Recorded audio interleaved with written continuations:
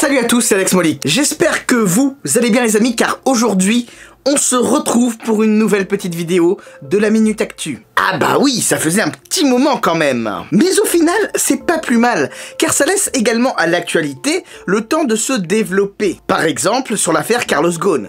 Eh bien, ça n'a pas spécialement avancé depuis la dernière Minute Actu. En tout cas, vous avez été assez nombreux à me demander où était passé le Comstime sur les dernières vidéos. Bon alors, pour tout vous avouer, dans ma tête, le Comstime, ça n'était que pour les Minutes Actu. En effet, vu que c'est un format plus vaste, plus fourre-tout, on peut y parler de tout et de rien. Alors que, par exemple, si j'avais choisi un commentaire qui n'avait rien à voir avec Range Rover à la fin de la vidéo sur l'Evoque, ben, je sais pas, pour moi ça aurait fait une cassure, ça n'aurait pas été très logique. Non?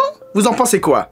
Dites-le moi dans les commentaires. Bon allez, pas le temps de niaiser, 35e épisode de la Minute Actu. Et au programme, Bugatti de Noël, nouvelle Porsche et Ferrari SP3 JC. Allez, c'est parti.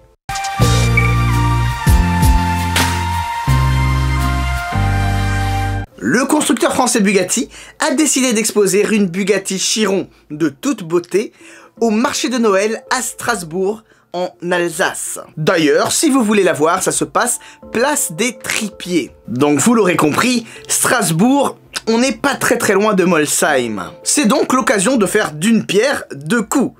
Autant pour le très réputé marché de Noël de Strasbourg, que pour la marque française Bugatti. Ce faisant, Bugatti revendique encore plus son héritage français, et tout particulièrement son héritage alsacien. N'oublions pas qu'en 2019, Bugatti fêtera son 110e anniversaire. Et non, je n'ai toujours pas d'infos là-dessus. Donc c'est plutôt une belle opération, non? Ça permet à des gens qui n'en ont pas spécialement l'habitude de croiser des voitures quand même assez rare sur nos routes. Pourtant, il y a quand même des gens qui ont trouvé le moyen de trouver ça scandaleux, que ceci, que cela, que c'est ostentatoire, que la période ne s'y prête pas, etc., etc. Alors, ok, c'est vrai que ce n'est ni traditionnel, ni spécialement habituel. Également, c'est vrai que la période ne s'y prête pas spécialement aujourd'hui. Mais oh, faut savoir péter un coup de temps en temps. Il faut apprendre à apprécier les choses pour ce qu'elles sont. Même si oui, la plupart des gens ne peuvent pas se la payer, enfin ça n'a rien de différent d'aller au musée pour regarder des Picasso, si? À ma connaissance, tu ne rages pas car tu ne peux pas rentrer avec la toile chez toi le soir. Donc bon. Alors là, on va parler de Porsche. Le constructeur allemand nous a tous épatés avec sa 8e génération de la Porsche 911. Et si tu n'as pas vu la vidéo, ça se passe juste ici. Faut cliquer sur le petit bandeau là. Donc du coup, on pouvait croire que c'en était fini de la Porsche 911 type 991. Eh ben non, car Porsche a présenté une 911 GT2 RS Club Sport. Allons-y. Pour vous la faire court, c'est une voiture incroyable, destinée exclusivement au circuit, sur base de Porsche 991 GT2 RS. Seulement 200 exemplaires, le même moteur Flat Six turbo que la GT2 RS, et un intérieur très rustique. Donc bon, je peux comprendre que ça en fasse bander certains. Alors, personnellement, je ne suis pas du tout contre. Mais pour tout vous dire, j'ai un petit peu du mal à comprendre la raison d'être de ce modèle. Et ce pour deux raisons. Premièrement, ils viennent tout juste de présenter la 8e génération de la Porsche 911. Donc bon, ça donne l'impression d'un écoulement des stocks, quoi. Du genre, allez hop, on modifie un petit peu et on revend derrière. Deuxièmement, il y a à peine quelques mois, Porsche a présenté une version moderne de sa 935. Si tu n'as pas vu la vidéo, encore une fois, ça se passe juste ici. Du coup, peut-être que la GT2 RS Club Sport est là pour satisfaire tous ceux qui n'ont pas pu dégoter la 935 moderne.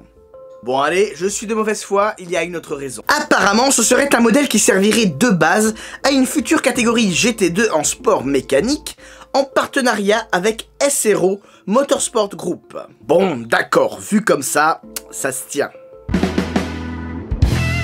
Et je vous propose de finir cette Minute Actu avec la Ferrari SP3 JC. Vous étiez assez nombreux à vouloir que j'en parle, donc allons-y. Alors pour tout vous dire, au premier regard, j'y ai vu une 812 Superfast cabriolet. Mais pour le coup, ce n'est pas une voiture exclusivement cabriolet. elle possède un toit escamotable, contrairement par exemple à la Ferrari F12 TRS. Et vu que l'on parle de la Ferrari F12 TRS, eh bien oui, la Ferrari SP3 JC est bel et bien un special project officiel de Ferrari. Contrairement à votre délire de mulet de la Ferrari là. Tiens, d'ailleurs c'est le même proprio qui a acheté le mulet et la SP3 JC. Il s'agit de John Collins, le président de Talacrest. D'où le nom d'ailleurs, SP3 JC. JC John Collins. Et si tu te demandes pourquoi 3, eh bien Special Project 3, car il aime le chiffre 3. Voilà. La SP3JC emprunte un châssis et un moteur de Ferrari F12 TDF. Pour le coup, la base est méga exclusive. Ce n'est pas une banale 488 ou une GTC4 Lusso. Enfin, banal, on se comprend. Il y a énormément de petits détails sympas. Par exemple, ces deux vitres transparentes sur le capot moteur qui laissent admirer, eh bien, le fameux moteur. L'arrière, quant à lui, est assez spécial. Et à ma connaissance, n'évoque absolument rien d'officiel chez Ferrari. C'est donc un truc complètement, enfin, un délire entre le propriétaire et Ferrari. Quant aux couleurs, eh bien, justement, ce sont les goûts et les couleurs. On aime ou on n'aime pas. Personnellement, je n'aime pas spécialement. Un mix de bleu, de blanc avec des touches de jaune. Ouais. Après, ceci dit, pour finir, je la trouve plutôt sympa globalement. Et j'aimerais bien la voir. Et ce, même si le choix des couleurs n'est pas spécialement mon délire. Disons quand même qu'il y a une sorte de cohérence visuelle et que ça ferait presque livrée historique. Alors que pourtant, sauf erreur de ma part, l'auto ne reprend aucune livrée historique officielle de chez Ferrari. À vérifier, mais en principe, non. Passons maintenant au Comes Time. Alors, dans la dernière vidéo sur la voiture présidentielle américaine, The Beast, Bookie26 nous dit « Une voiture étanche, je suis le seul à penser à la foudre et à l'eau, juste pour voir ce qui se passe dedans. Ouais, j'ai des pensées bizarres parfois. » Ah oui, je confirme, tu as des pensées bizarres, voire glauques, voire très glauques. Non, sans déconner, on sait tous pertinemment que eau et électricité, ça fait pas bon ménage. Tiens, t'en penses quoi, Claude? Je devrais en avoir l'habitude. Voilà, cette vidéo est désormais terminée. Merci à vous de l'avoir regardé jusqu'au bout. J'espère vraiment que cette vidéo vous aura plu. D'ailleurs, si c'est le cas, n'hésitez surtout pas à me lâcher un petit like, un pouce bleu, un commentaire ou mieux un partage. Vous le savez, c'est super important pour le référencement. Si vous souhaitez encore aller plus loin pour me soutenir, sachez que j'ai également une page Tipeee dont le lien se trouve dans la description et évidemment aucune obligation. Quant à moi, je vous dis à la prochaine pour de nouvelles vidéos. Mais surtout, n'oubliez pas, on n'a peut-être pas la même voiture, mais on a la même passion. Sur ce, je vous dis à très bientôt. Ciao, ciao.